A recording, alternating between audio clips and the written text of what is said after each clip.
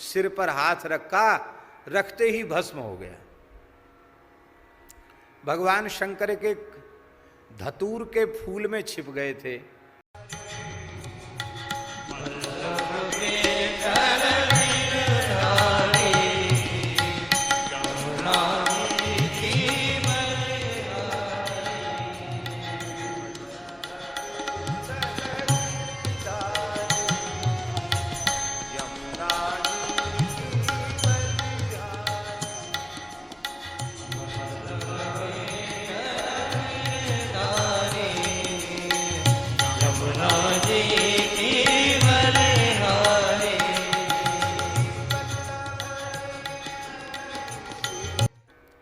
औढ़दानी का मतलब अति उदार दाता हैं। देते समय यह भी विचार नहीं करते कि कहीं देने से हम ही संकट में न पड़ जाएं। मांगा तो दे दिया।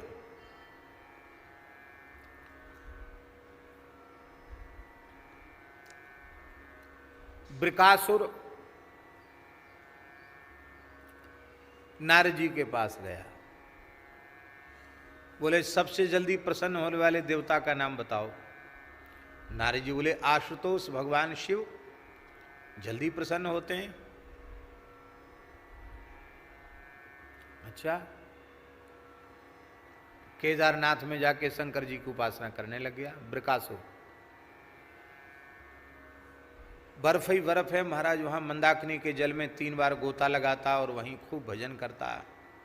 शंकर जी नहीं रीझे, इसने अग्नि का कुंड बनाया और अपने ही शरीर को काट काट करके रुद्राय नमः स्वाहा शिवाय नमः स्वाहा करके घूमने लग गया।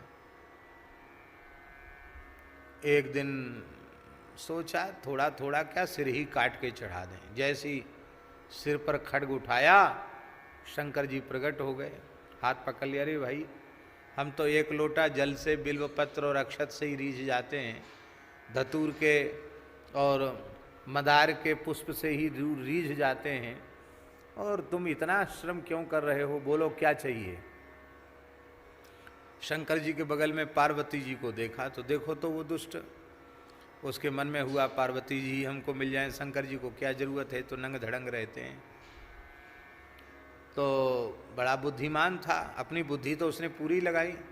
बोले महाराज जिसके सिर पे हाथ धरें वो भस्म हो जाए। तो ऐसे ओढ़र दानी हैं। बोले एवमस्तु, और जैसी एवमस्तु कहा तो भगवान शिव के पीछे पड़ गया।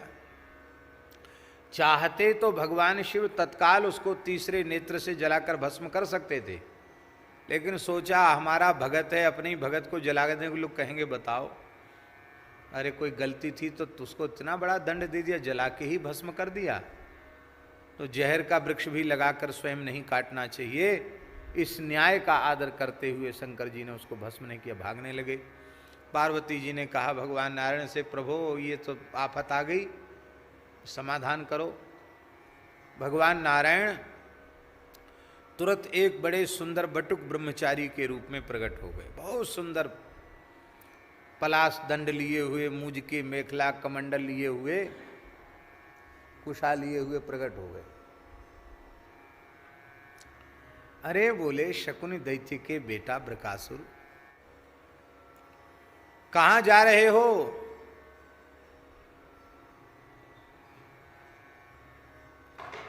अरे किसके पीछे दौड़ रहे हो?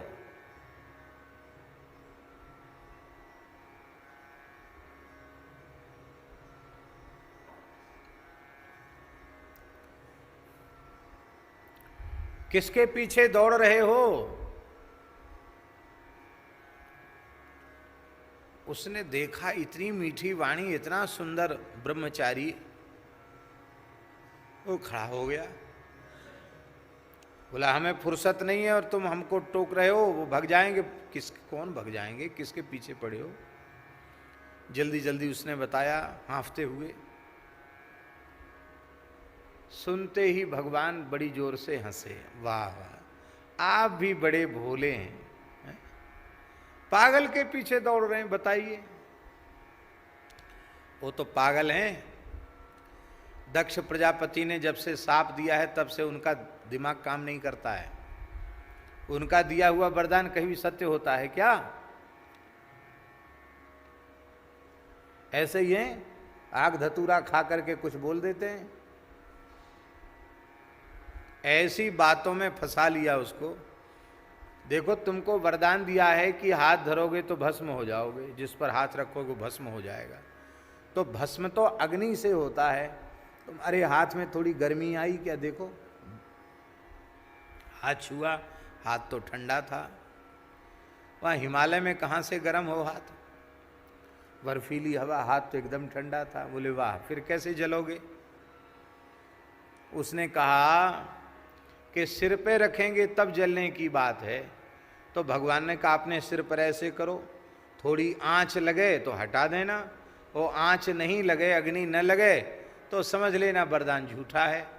वो भगवान की बातों में ऐसा फंस गया कि वो ऐसे हाथ लेके आया, ऐसे हाथ लेके आया और निकट लाके उसको कोई गर्मी मालूम पड़ी नहीं। अरे बोले वरदान तो झूठा है। सिर पर हाथ रखा, रखते ही भस्म हो गया। भगवान शंकर के धतूर के फूल में छिप गए थे।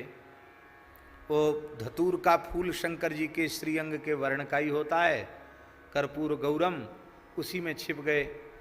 भगवान बोले अब तो निकल आओ। तब उसमें से बाहर निकले। कहते तब से उनको धतूर पुष्प बहुत प्रिय हो गया।